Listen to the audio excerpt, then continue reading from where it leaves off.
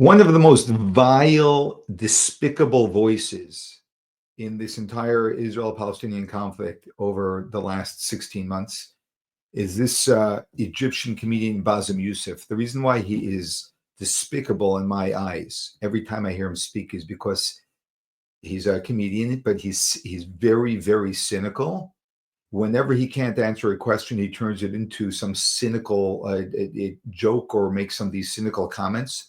He doesn't have any answers to questions. He throws out information which is false, as you're going to see in a minute. And most importantly, this is the first interview I've ever seen where this interviewer actually holds his feet to the fire until he finally acknowledges that he has no idea what Israel should have done on October 8th. And he acknowledged that he really doesn't know. And that itself is a big accomplishment with a cynic like this who dances around and avoids any direct answer to any question. Here it is. I don't want to have a big argument. I'm interested in your perspective, but I have to put the question to you that I think a lot of people would want the answer to, which is, if you were the Prime Minister of Israel on October 8th, what would you do? You see, that's again, you're resetting the clock. You are judging people what you do for their reaction.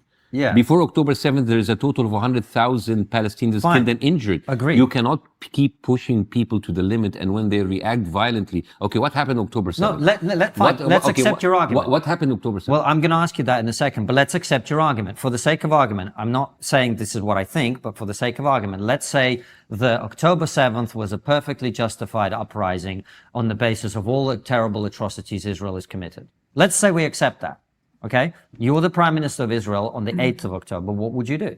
Yeah, because if I'm the Prime Minister of Israel, I will do exactly what Netanyahu does, because Israel have been doing more stuff than this and was getting away with it, was getting away with murder. But that's what you would do, right? Israel just killed 7 international workers from the UN. And you know what they did? Oh, sorry, you know what? It's war. I mean, mistakes happen. We're sorry, guys. Up yours. Do you not think that's true, though? Of course not, because there is a history of Israel killing international workers and UN with absolutely no consequences. If Israel today stopped the Gaza war, you know what will happen? Israel will be applauded. Thank you so much for just killing 30,000 people. We're so happy that you just killed those amount of people. And there will be no consequences for the murders and the war crimes that Israel have been doing for 6 months. It's crazy. You think, like, you're asking me what should I do? If I'm the Prime Minister of Israel like Netanyahu, I'm a killer. I'm a mass murderer. I've been killing Palestinians all my life, and I've absolutely had no pushback. So I will kill. I will do exactly what Israel does. I don't mean if you were Netanyahu. I mean if you were the Prime Minister. If I was, I wouldn't have done the stuff that would have led to October 7th. Fine, but that's not really where we are. That's not the reality of the situation. No, the reality of the situation that you want to corner people on October 7th and you forget what happened before. Bassem, I'm not trying to corner anyone. I'm saying... You just asked me if I was the Prime Minister of Israel. Yes. If I was Netanyahu, no, I would do that. If I was Bassem, I wouldn't have done the stuff that Netanyahu has done that would lead to October 7th. But what I'm trying to get at with you is, you see, we're getting stuck in that same dynamic that people often have when they're having this discussion, where the pro-Israel people have their points and the pro-Palestine people have their points. Who's doing the killing, Habibi?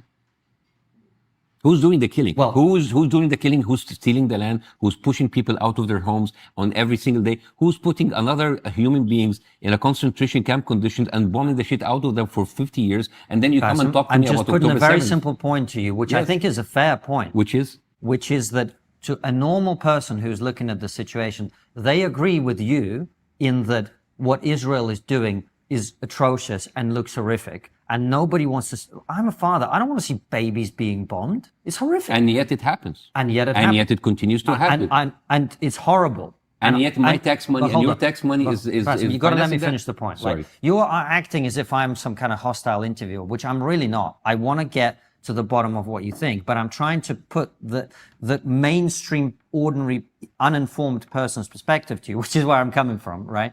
To try and unpack some of these arguments. So, yes, the normal person is, and I went to the pro-Palestine protests here in London several times and talked to people, and that's what they all say, you know what, we're horrified about what we're seeing. But you also have to be able to see that any country, you say any country that's treated like Gaza and the West Bank would react in this way. Okay, let's accept that. But I put it to you that any country that was attacked the way Israel was attacked would also react in this way, right? So if I'm an ordinary person, I don't know what to think about these two things. Is that a fair argument? No. Tell me why. Because again, you are talking about like if that happened to us on October 7th, and you forget the atrocities that have been happening that led to October 7th. And I don't forget. Okay, so the thing is, it's you're really putting me in that same position. How can we react? It's like, look at what have you done before October 7th? And let's say, for example, you reacted badly. How long can Israel go in? And then we go into the position of like, what's a proportionate response? We've been asking what's a proportionate response since the death toll in Gaza was 3,000. Now it's 33,000. The thing is, there's no number that's enough. If this could go on for a year and you'll have 300,000 Palestinians killed, and the world was still asking, but what would have Israel done?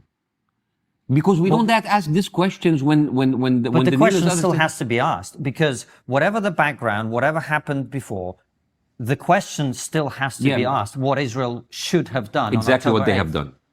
That's what they should have done. Yeah. Let's continue. Kill Gaza, kill the people, and then after they're done, let's go to the West Bank and kill 300,000. Yes. Yeah, but because I'm sorry, because if this is the kind of conversation, like what Israel that have done, they have. Remember when Israel was saying like, oh, it's not us that bombed the Al Ahli hospital, it is the Hamas. Since then, they bombed 36 hospitals. Is that okay? Hold on, you're acting as if I'm justifying anything. No, I'm not. The question is very weird. What could Israel have done as if there has no other choice? No, what could? What October 7th has happened, right? It's happened. What should Israel have done in your opinion? That's all I'm asking. Not this. Okay, but not this. Okay, what should they have done? Not this. That's a negative. I'm asking what, in the positive sense, what they should have done. How should they have reacted? My answer didn't change. Not this. But that isn't. They are murderers and they are violating international law. They are violating every single international piece of law, UN resolutions. And then you're asking me, what else should they have done? I don't understand the question. No. I'm not asking what else they should have done. I'm saying, if a country is attacked in this way, how should it react? Maybe they stop doing what other people to do it, so they will not be attacked in this way. Okay, so you think that the Prime Minister of Israel, in the situation he's in, when X number of his own civilians have been slaughtered, is in a position to say, okay, we'll just stop doing whatever we're doing. We're not going to respond in any way. You think that he should do that? No. Let's let him continue killing.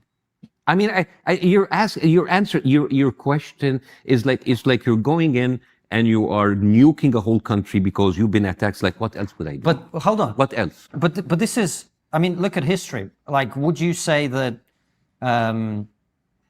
what the Allies did in Germany in World War II? The Dresden conversation. It's not the Dresden conversation. Yeah. We dropped 50 Hiroshimas a month on Germany for a year and a half. And that's good.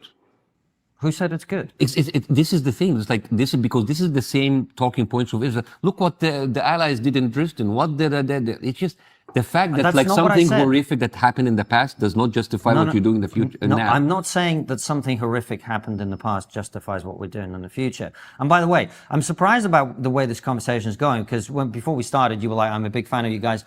And I really am keen to have an honest conversation. Because the question is very infuriating.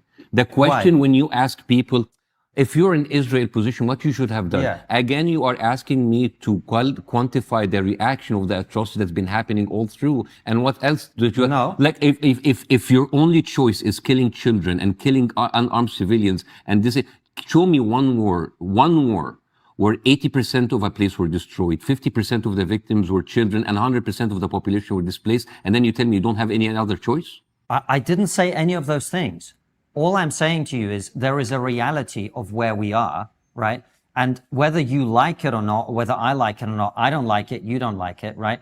But it's not going to get solved by pretending that Israel is in a position. And how could it be solved? I have no idea. That's why I'm asking you. Okay, good. But you say not like this, and you don't give a positive Well, I have vision. no idea either. But what is happening? Israel is a rogue. Well, that's a fair answer. Israel is a rogue. He finally, at the very end, says, I also don't know what Israel should do. This guy is, I actually made a commitment not to show any videos of Bassem Youssef anymore because he just disgusts me. But this video was very valuable to me because at the last few seconds, where he actually acknowledges that he doesn't know, and also how you can see so explicitly how he dances around, mocks, says cynical comments instead of actually directly dealing with the issue. And voices like this are part of the corruption of ideas going on in the world today. And he's at the extreme of it because of his cynicism, which is always very ugly and very destructive.